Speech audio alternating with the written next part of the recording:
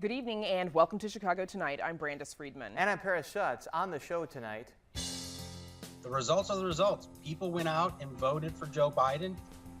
The Electoral College has voted in the U.S. as a step closer to President Joe Biden.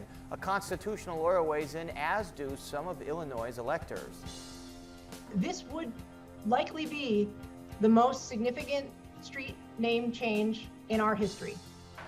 Chicago aldermen on whether Lakeshore Drive should be renamed after Jean-Baptiste Point du Sable. It's been clear throughout the pandemic that public transit is a necessary part of people's lives.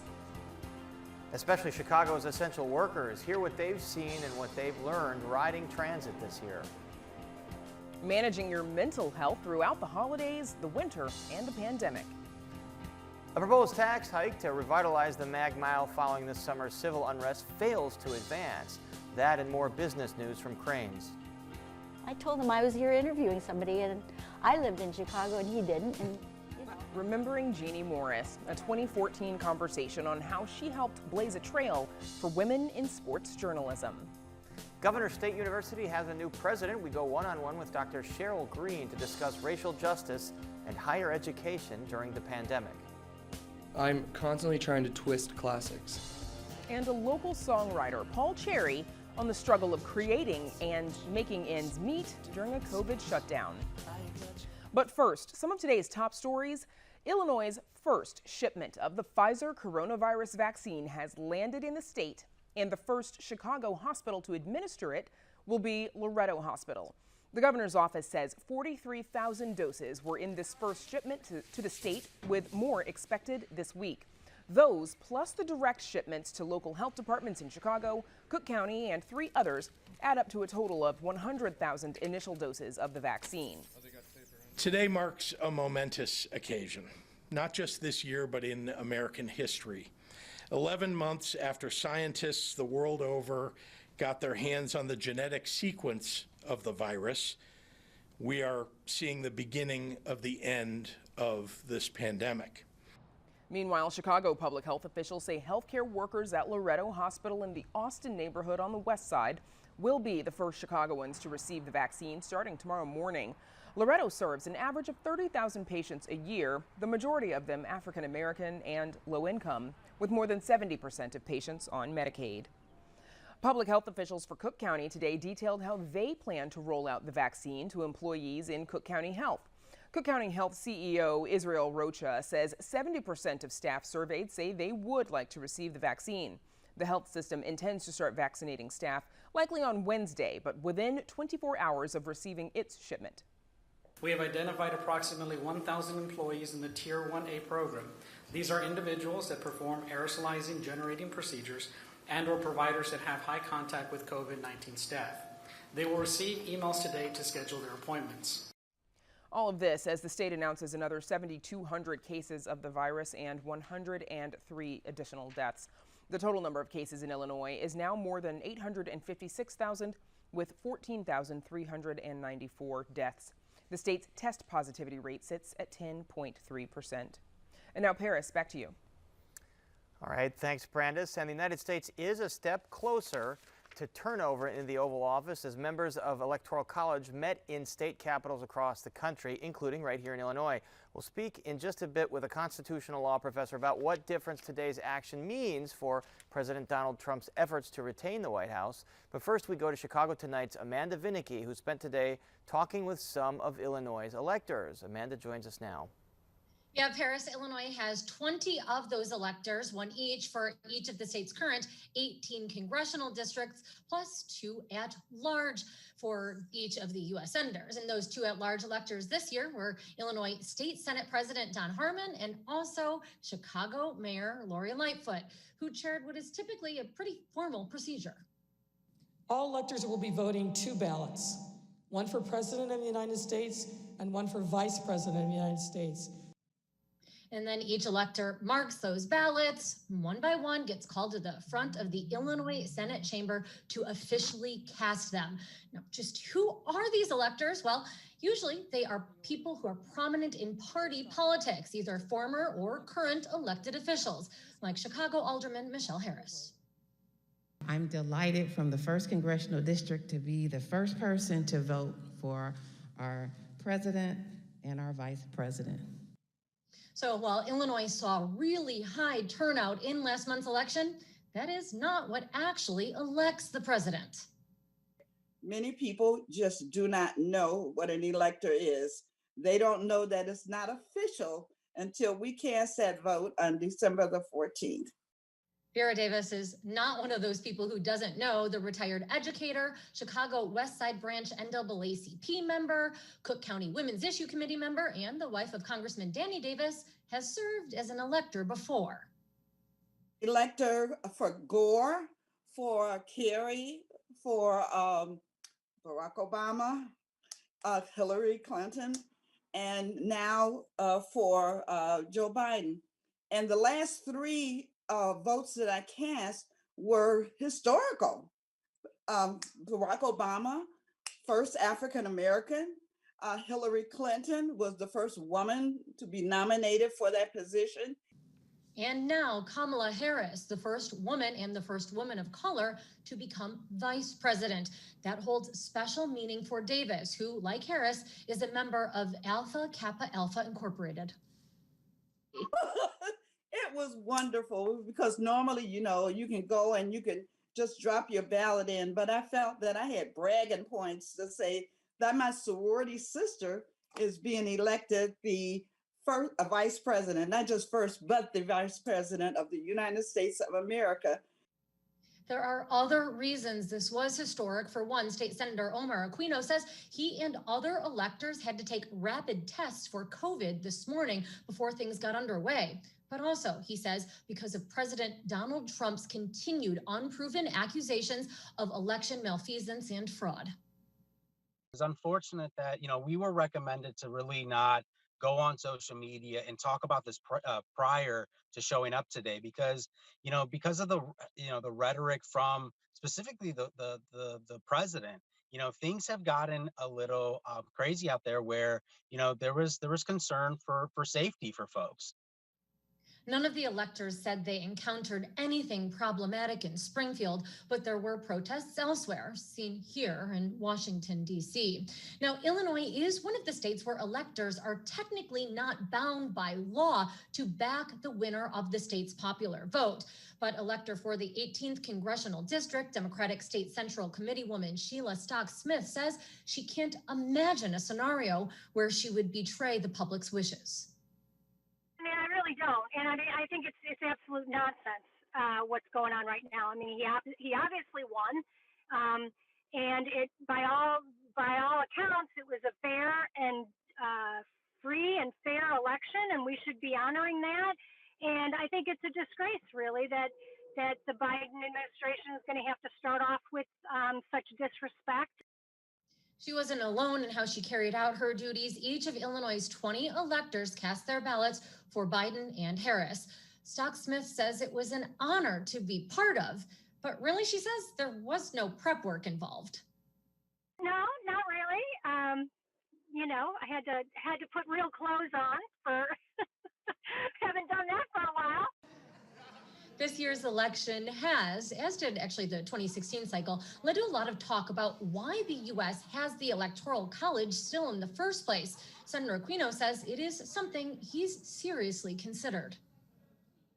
I think ultimately the decision for any position is that if you get more votes, you win. So if you're running for president of the United States, if you get more popular votes and more people in the United States vote for you, I think that ultimately you should be the victor.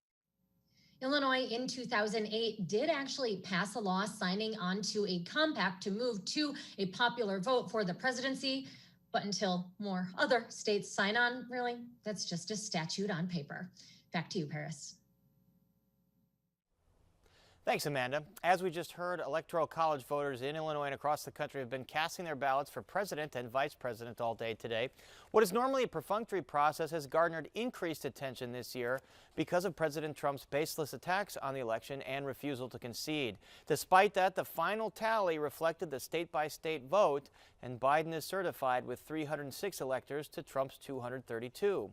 Here now to share more about this process and what the next steps are James Lindley Wilson, an assistant professor in the Department of Political Science at the University of Chicago, where his research interests include the ethic and norms of democracy, and Stephen Schwinn, professor of law at the University of Illinois at Chicago John Marshall Law School, where he teaches constitutional law. Gentlemen, welcome both of you to Chicago tonight. James Lindley Wilson, remind us why exactly there is an electoral college and what exactly occurred today. Well, as to why there is one, I think originally the concern was that the decision of whom should be president should not rest with ordinary voters who at the time of the founding might not even know very much about politicians from other states. And so the thought was they might not make very good decisions. And so the idea was to entrust that decision to specially chosen electors who would be more politically aware of things around the country.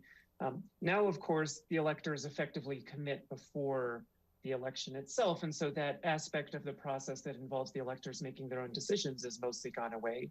And so today what we're seeing is electors still enacting that old constitutional role of casting the official votes that decide who will be president, but it's typically a lot less exciting because we know who they've committed to vote for in advance. And Stephen Schwinn, as James mentions, I mean, it's usually the campaigns or the parties that choose the electors, so it's a fait accompli, although there are faithless electors.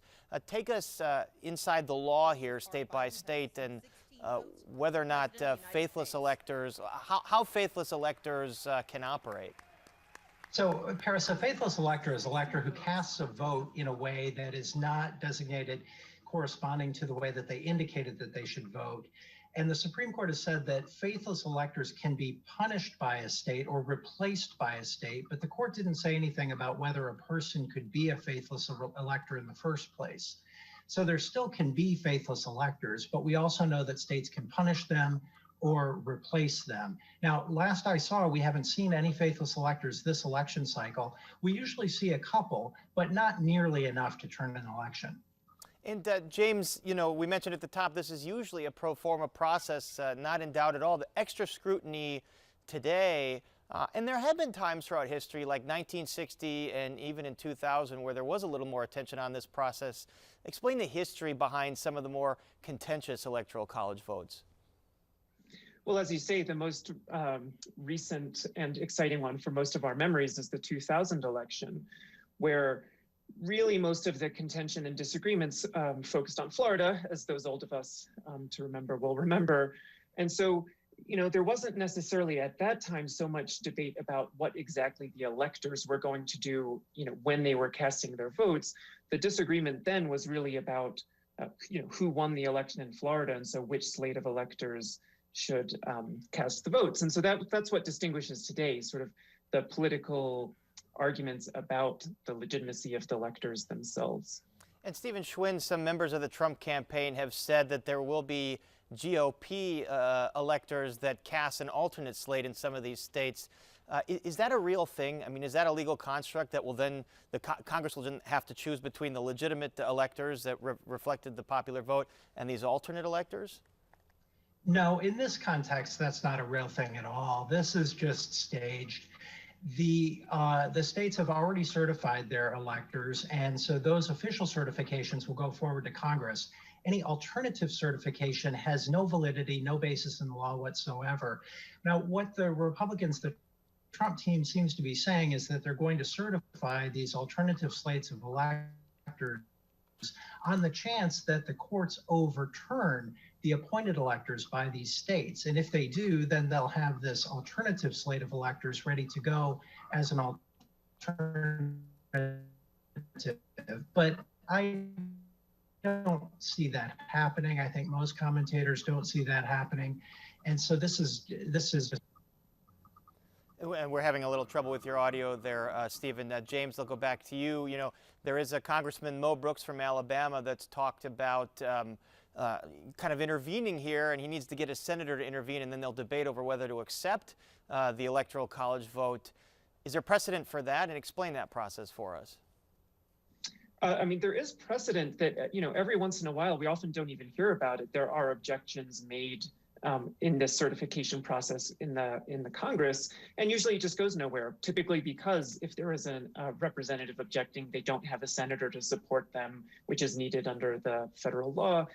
But so that's what would be required, not just that members of the House of Representatives object, but that they get a senator also to object to a particular state's slate of electors or their electoral votes. Then it would go, as I understand it, to both chambers. So both the House and the Senate would have to vote to approve that objection, though Stephen's the real expert on that. And Stephen, I mean, to this point, legal objections have been pretty dubious for the most part. Does this December 14th date, the certification of the Electoral College vote, effectively end any chances of a legal challenge even having an impact? It effectively ends any legal challenges having an impact, as you correctly state, Paris, but according to the Trump campaign, it doesn't end their challenges. So they'll continue these challenges and filing suits in court. In fact, they just filed a new one in New Mexico today. They'll continue to try to persuade state legislatures to certify the electoral votes in a state to President Trump, and they'll continue to try to persuade members of Congress to vote in favor of President Trump, when, as James correctly said, this could end up in both houses of Congress. And if it does, I mean, it would take a majority vote in both those houses to actually change the result here, which with Democrats controlling the House, doesn't look like it's going to happen. James, there's been a lot made about the destabilizing influence here of the president refusing to concede, baselessly claiming all these sort of unproven allegations of fraud.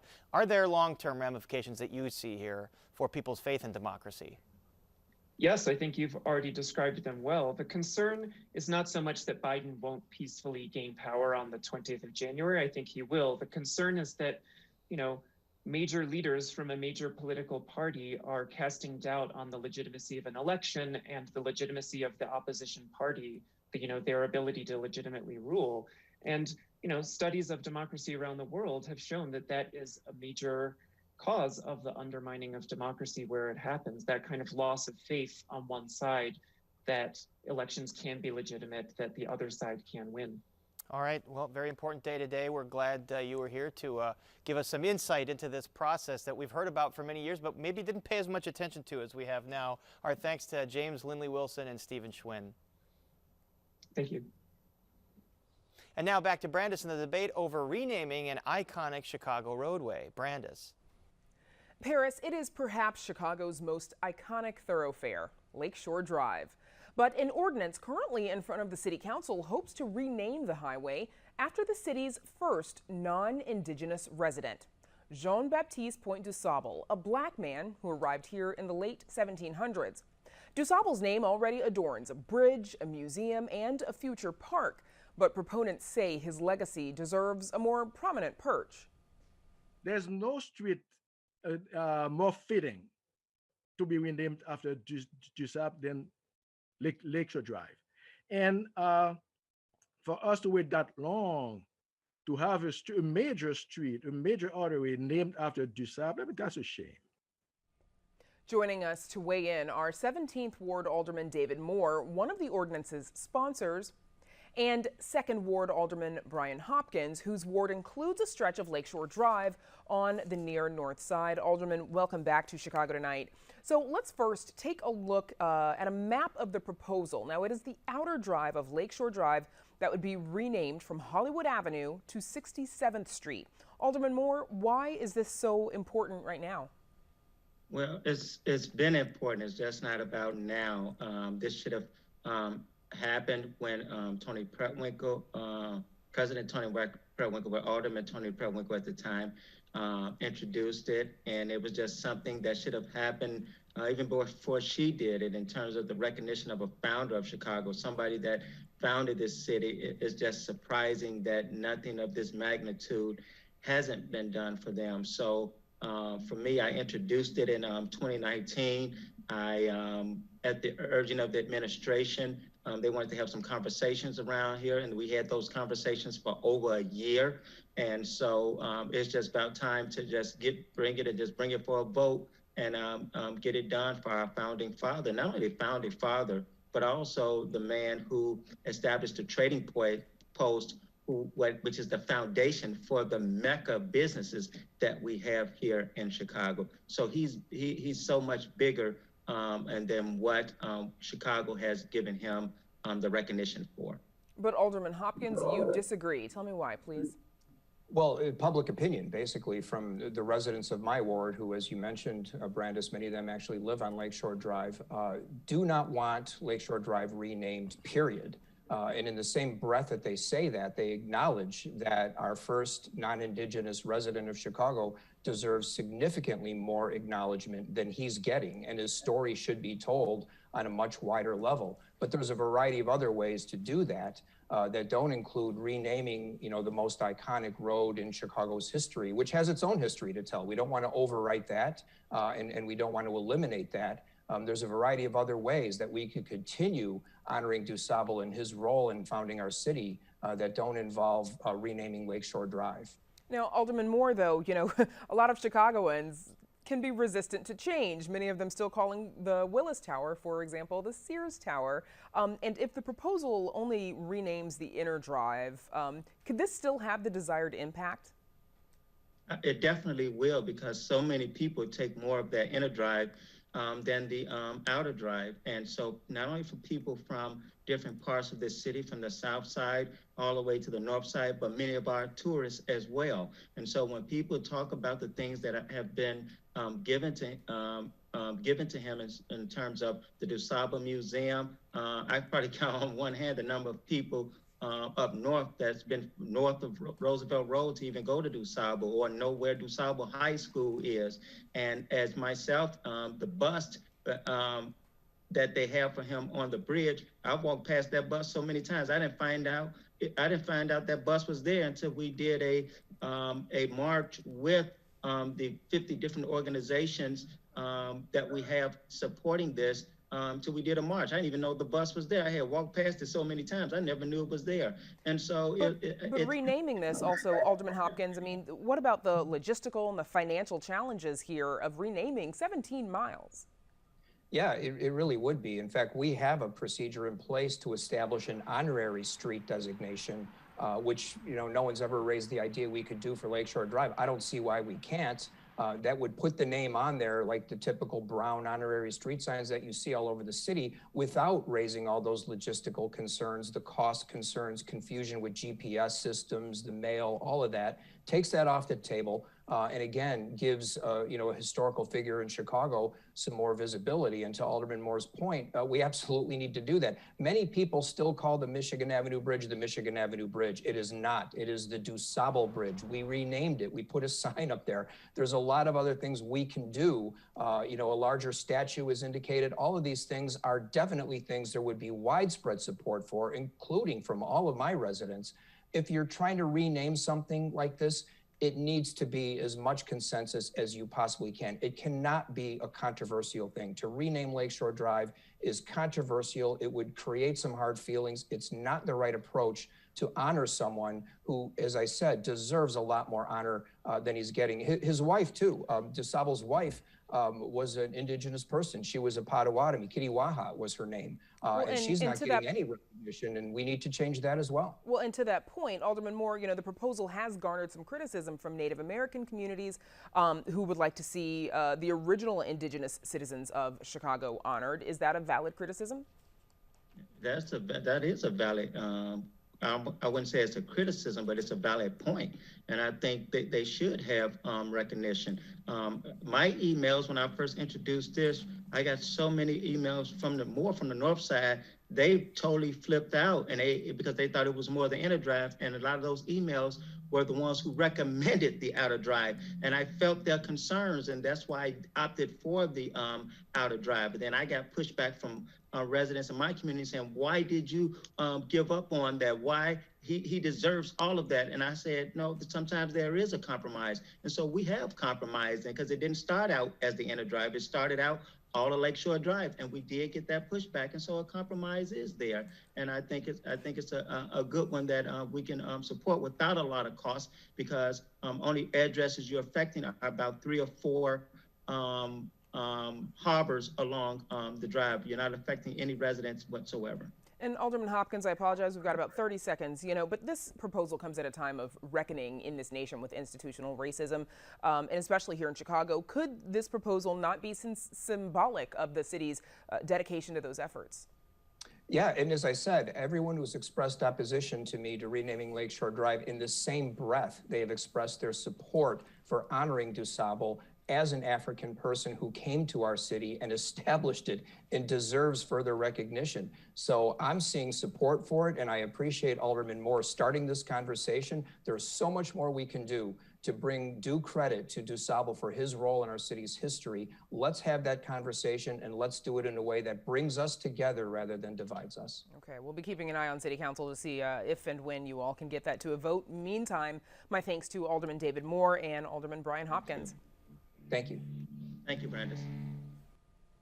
Over the course of the last 9 months, the ways people get around Chicago have shifted dramatically. But the demand on public transit from essential workers has remained steady, even as a coming budget crunch raises the potential for service cuts. Chicago Tonight's Nick Blumberg talked with some workers and transit advocates about what they've seen this year on buses and trains and how they've adapted as they await a vaccine. In many ways, the COVID-19 pandemic has served as a reminder of things we've kind of already known. I don't know if it feels like lessons being learned. I feel like lessons being retaught, if anything. One of those lessons, public transit gets so many people where they need to go that it's important to everyone, whether you ride it or not. Rylan Clark, a bus organizing fellow at the Active Transportation Alliance, spent much of the year learning how people who ride transit are dealing with coronavirus. Let's think about how we can make things better, because if the people that you're serving don't feel supported, then they're not going to want to continue doing their jobs for their community. One suggestion from Active Trans: free mask dispensers on buses and trains. Community health nurse Ruth Oppenheim Rothschild says she empathizes with people frustrated by mask requirements, but that it's frustrating to her to still see maskless riders. Thankfully, because all humans are very adaptable, you kind of see shifts happening where you have a cluster of people on one end of the train car who don't have their masks on, and on the other half of the car, everyone's neatly spaced and wearing their masks. Oppenheim Rothschild also appreciates that bus drivers aren't letting their buses get jam-packed. Unfortunately, because there aren't then more buses, what I've seen happening a lot is, you'll have a bus that has to pass up a number of stops because it is full. But then you have so many people waiting for the next one that the next two buses end up packed as well. Francesca Downs took a train and a bus to her job at a women's boutique before she was laid off, and she sometimes got passed by too. When I was especially running late to work, it would pass by and I'd be like, oh, damn, I'm late to work because of this. No, I'm even more late to work because of this. It didn't make my boss happy.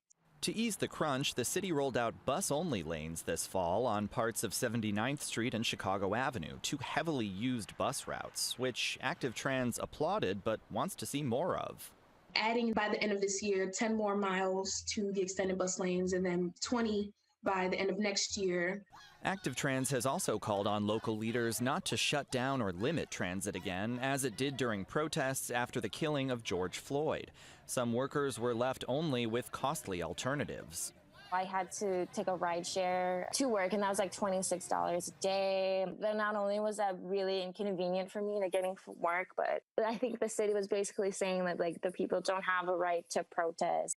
And as Americans await a vaccine that could take months for them to get, Oppenheim Rothschild hopes to see the nation's leaders change course on handling COVID. If we were paying people to stay home, if we were making sure that people have the resources they need, I think we would have seen a lot more people safely at home, and the pandemic numbers very different from what we're seeing today. And Clark says people who still need to take transit want a voice about COVID guidelines and beyond. Listen to your constituents, retaught lesson. It feels hard to say, where do we go from here and how big of an impact can we make at this time with everything going on? But I'm at the very least hopeful. For Chicago Tonight, I'm Nick Blumberg.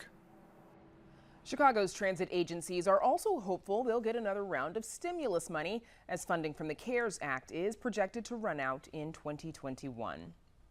Still to come on Chicago Tonight, one of Chicago's largest cannabis companies is considering going public. What that means for the pot industry.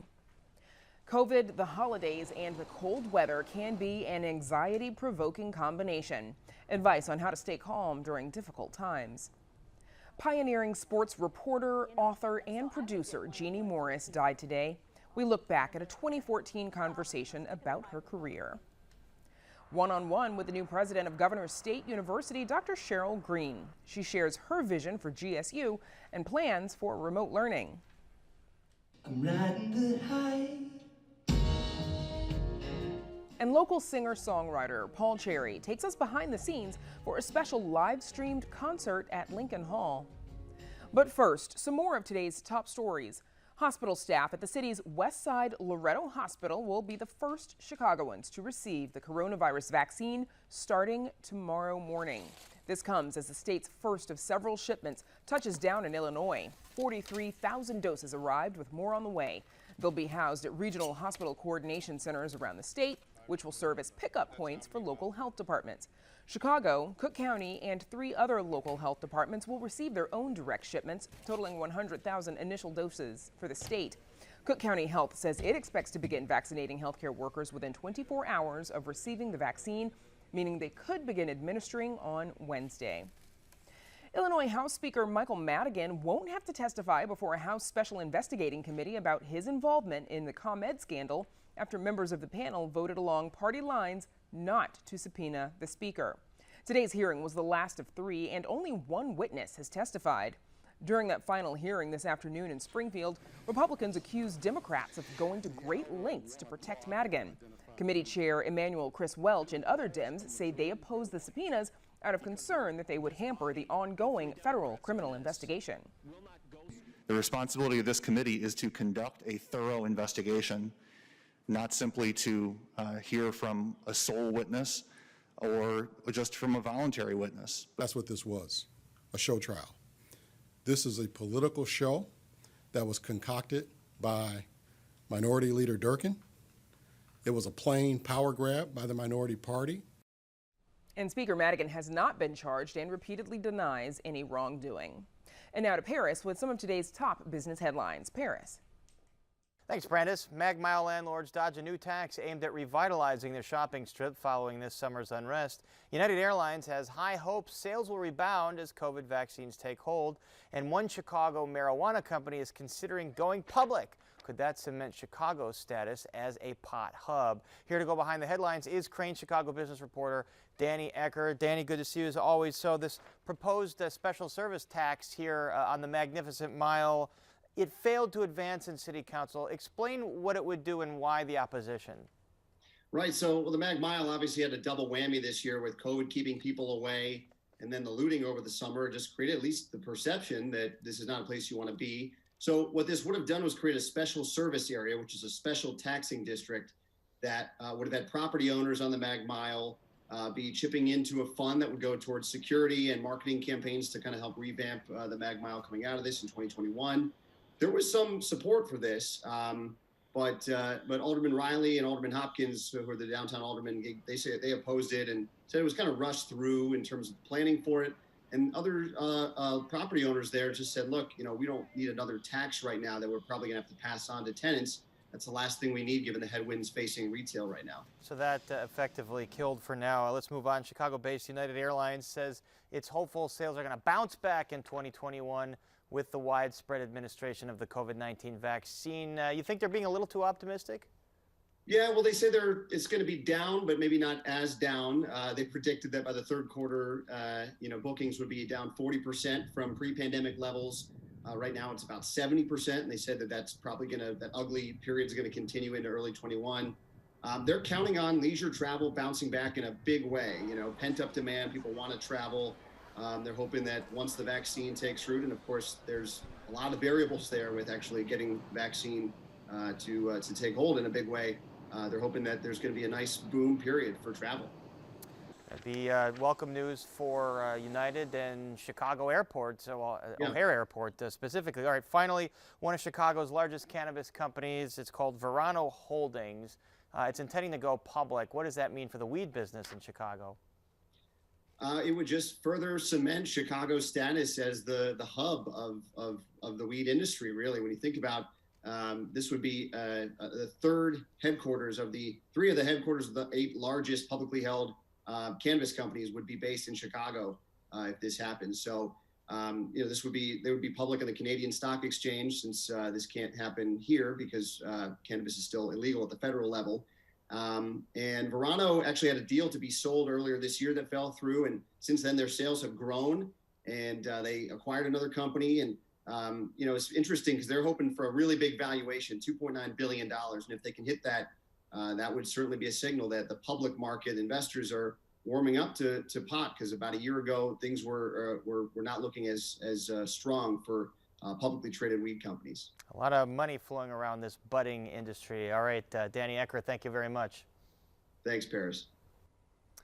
Well, winter is certainly settling in, and that means holidays, cold temperatures, short days, and for many, increased depression and anxiety. That's even without the COVID pandemic and the political unrest that's gripped the country, which could make those mental health issues even worse. And joining us now to talk about staying calm and mentally healthy during this season is Inger Burnett-Ziegler, Associate Professor in the Department of Psychiatry and Behavioral Sciences at Northwestern University Feinberg School of Medicine. Thank you for being here on Chicago Tonight. Thank you for having me. All right, so first, tell us about this season, holidays, shorter days, cold weather, as we mentioned. Do we see higher instances of depression and anxiety? Sure, the winter months are certainly a time where people can experience a dip in their mood as the amount of sunlight is reduced, as the weather becomes colder. People can find themselves feeling more down and depressed, feeling more fatigued, more lethargic. And this year, it can be particularly challenging as our routines have really been upended due to the pandemic, and people are already experiencing that isolation due to not being able to connect with friends and loved ones as they have in the past. So this winter, I think, is going to be particularly challenging for a lot of folks. How about specifically in the Black and Latino community? You have those factors. You have violence in many neighborhoods on the west and south side, and unemployment numbers because of COVID and the bad economy. Explain how those communities are grappling with anxiety and depression. Sure. So we know those social and economic factors like employment, finances, housing stability, job stability, exposure to violence. These are stressors that Black and Latino communities are already facing.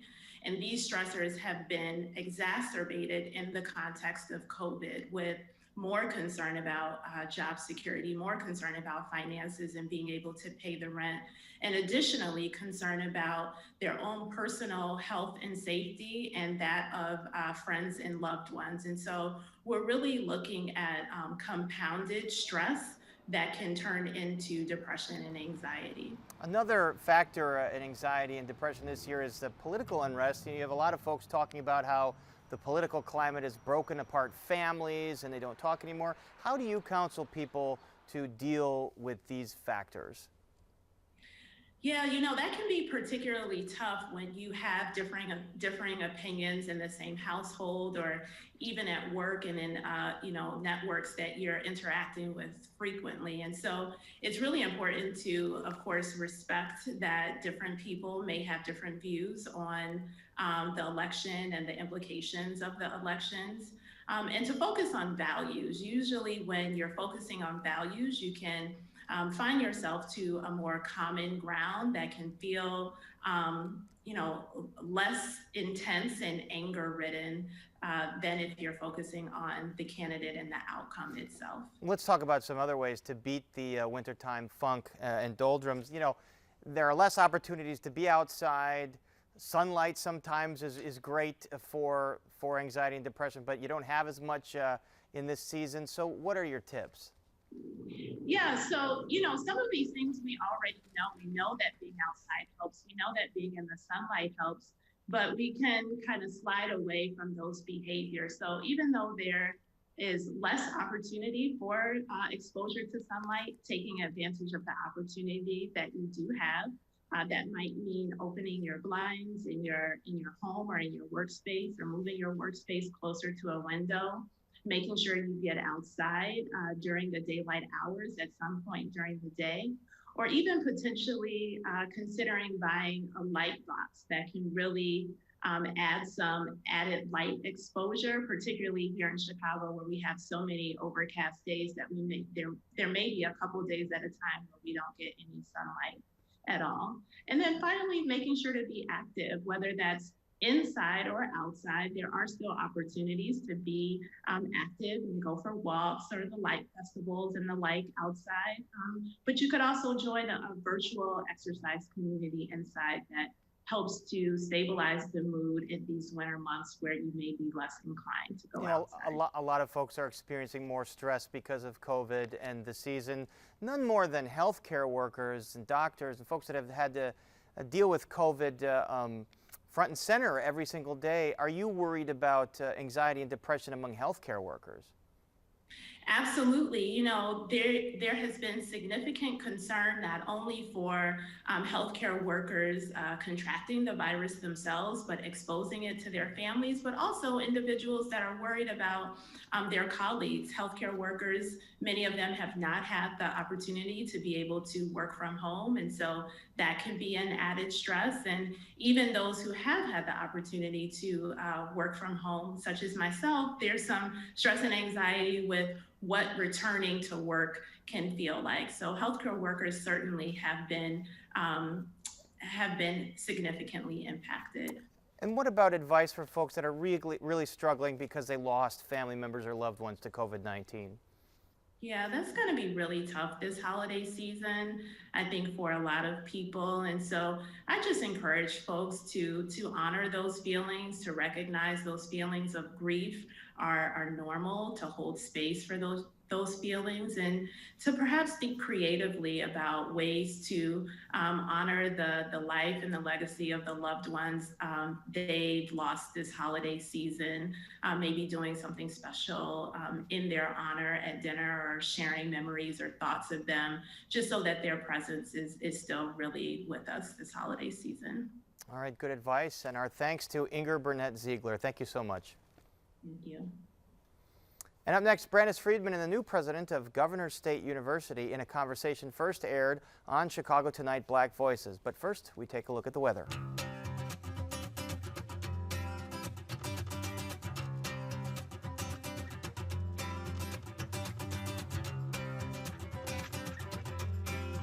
Starting a new job is always demanding, but when that job is university president and the year is 2020, it comes with a few more challenges than most jobs. Challenges like educating 5,000 students during a pandemic and leading a racially diverse institution through a year of racial reckoning. And for the last few months, those tasks and more have been the charge of Governor State University's new president, Dr. Cheryl Green, who joins us now to talk about her vision for GSU. Dr. Green, congrats on the new position. I know you've been in it for a few months now. And your tenure began in the summer, as we said, in the middle of a pandemic. Where was Governor State, in its shift to remote learning when you arrived, and how's it been going since then? I started approximately July 1, 2020. So I've been in the role just around 5 months, and it has been an incredible journey to start as president during a pandemic. But I was fortunate to step into the role and join a team of professionals who are faculty and staff who gave a lot of energy and thought to planning and developing ways that there would be continuity of instruction. Everyone rallied, everyone pulled together, everyone put the needs of the students at the forefront of their planning and their focus. And most of your students right now, you are all doing mostly remote learning, with the exception of some classes, of course, those that have to be done in person. Do you anticipate a return to in-person learning in spring 2021? Absolutely. As we monitor the landscape for what's happening with the COVID-19 rates in the state of Illinois and in our region, and as we liaison with the Department of Public Health and listen to the guidance by the governor's office, we are putting the safety and the well-being of the students in the campus at the forefront. And so our spring will look almost identical to the fall, where 80% of our classes will be remote or online, and about 10% will be what's called hybrid, and another 10% may be in person, because there are just a select few classes that have to be taught in very small groups with social distancing and other protocols in person. And, as the president, what is your vision for GSU in the coming years? You know what? I'm excited to advance a vision that includes promoting the academic excellence that exists on the campus. I want to find ways to promote research and academic instruction and high impact practices for retaining students and promoting their graduation and their persistence in their academic programs. I have taken it on as a personal mission to remove the common hidden gem reference to GSU.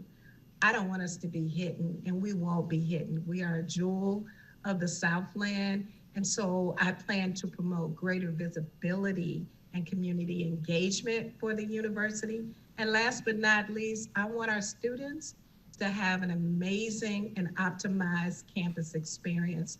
And with my student affairs training, I will be able to infuse that through our academic experience at the university. Now, the university, you all also have a history that is rooted in racial integration, and you sit in a largely Black community. How did the university respond to the protests during the reckoning over the summer?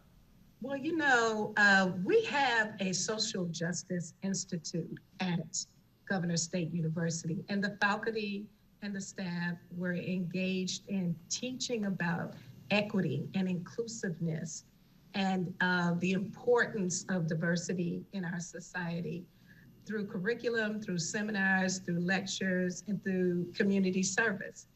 Also, I want to expand, as a part of my vision, that Social Justice Institute to include a focus on the performing arts. And it needs to include a legal clinic for our students, and it needs to include scholarly research on that topic.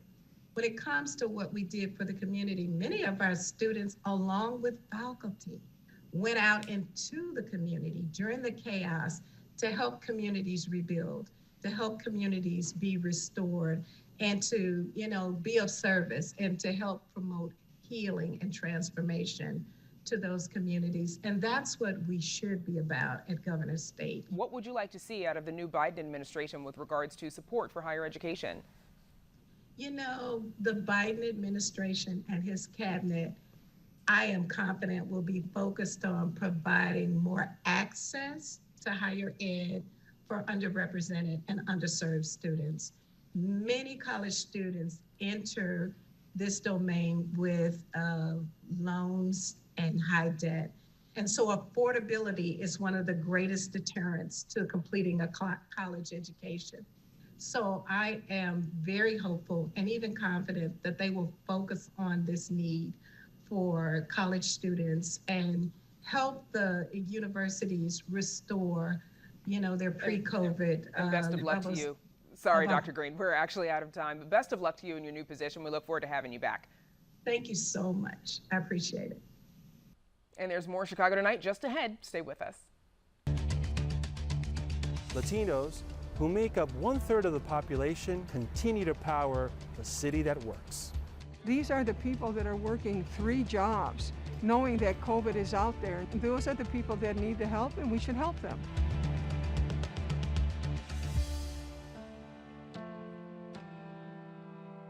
Songwriter Paul Sherwick moved from the Detroit suburbs to Chicago in 2010 for college. 4 years later, he took on the name Paul Cherry and started generating buzz within the underground indie rock scene.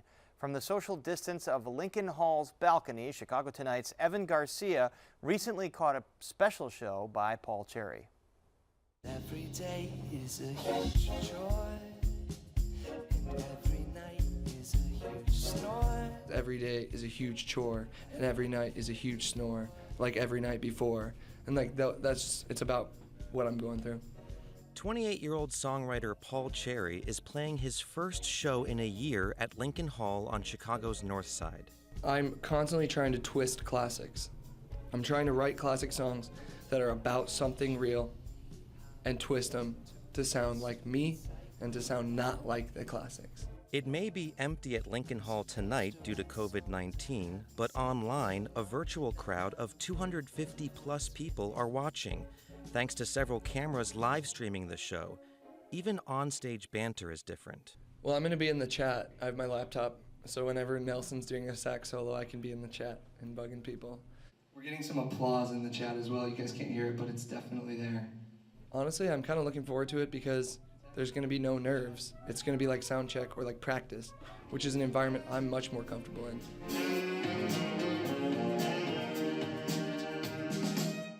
Especially like I've thought about like when it is time to play a show in front of people again. I think it's going to be very nerve-wracking for health reasons and like safety reasons and like just anxiety of being around a lot of people after you haven't been for years.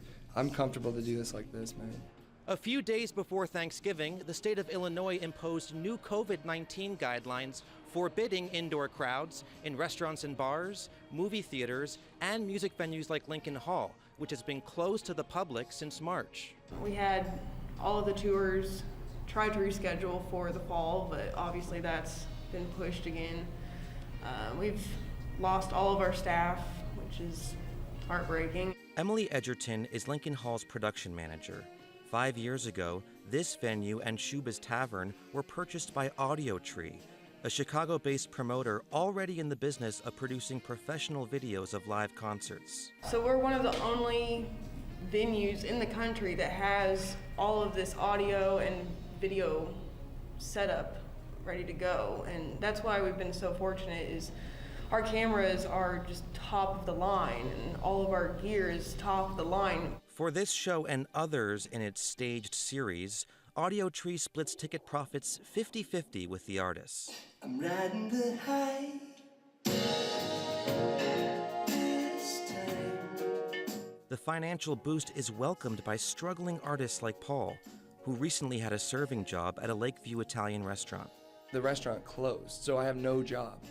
So I've been in this like super broke crisis mode, very hard to be creative. I feel like the opportunity for work is so valuable if you don't have it, and there's a limited amount of it. So I've just been really struggling. The venue will continue its live-streamed concerts, and Paul plans to soon release his second album, Back on the Music, through a Taiwanese record label. What I think is really hopeful is that this album will be opened up to an entirely new market of China and Asia, and there will be touring opportunities there. For Chicago Tonight, I'm Evan Garcia. To make some extra money during COVID, Paul has taken up making clothing and selling it online. He made the bowler hat he wore during this story. Visit our website to hear more music from Paul Cherry.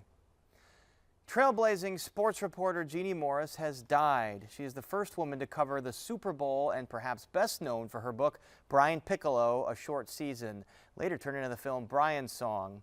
In 2014, Morris spoke with Phil Ponce just before she became the first woman to win the Ring Lardner Award for Excellence in Sports Journalism.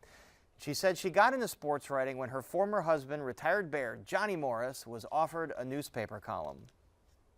And he said, I can't write, but my wife can. And they said, well, have her send us a couple of columns. So I did. But I was more interested in writing sports, and they wanted me on the women's page. Oh, really? And that was a challenge. Okay, but you eventually did become a full-time sports writer. You were the first woman in the nation to cover sports for a major metropolitan daily. Some of the difficulties you faced starting out. There's something about defying expectations that gives you an advantage. I wasn't crashing locker rooms.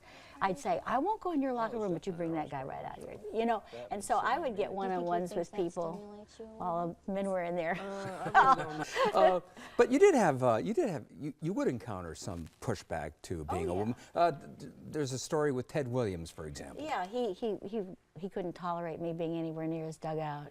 Because he was managing at the time, and yeah, he was playing at Sox Park, and I was out there doing a story, and he didn't like it. But that was okay. It didn't bother me. It didn't? How did you?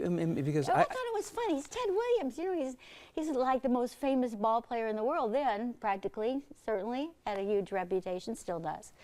And I didn't mind having a little confrontation with him. I told him I was here interviewing somebody, and I lived in Chicago, and he didn't, and you know, whatever. Jeannie Morris had reportedly been undergoing cancer treatment for the past year. She was 85 years old. You can watch her full conversation with Phil from 2014 on our website. And that is our show for this Monday night. Please join us tomorrow night live at 7.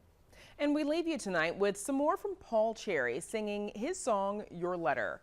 Now, for all of us here at Chicago Tonight, I'm Brandis Friedman. And I'm Paris Schutz. Thank you so much for watching. Stay healthy and safe, and we'll see you tomorrow.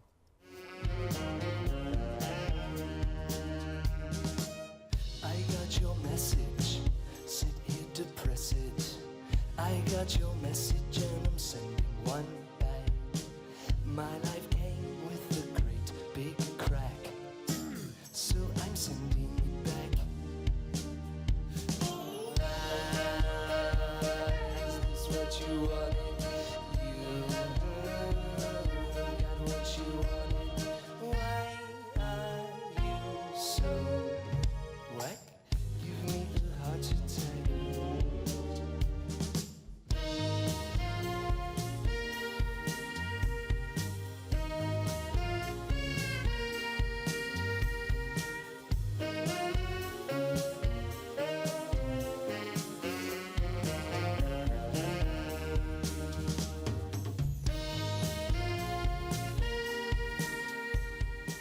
Closed captioning for this program is made possible by Robert A. Clifford and Clifford Law Offices, pleased to give back to the community through numerous charitable initiatives.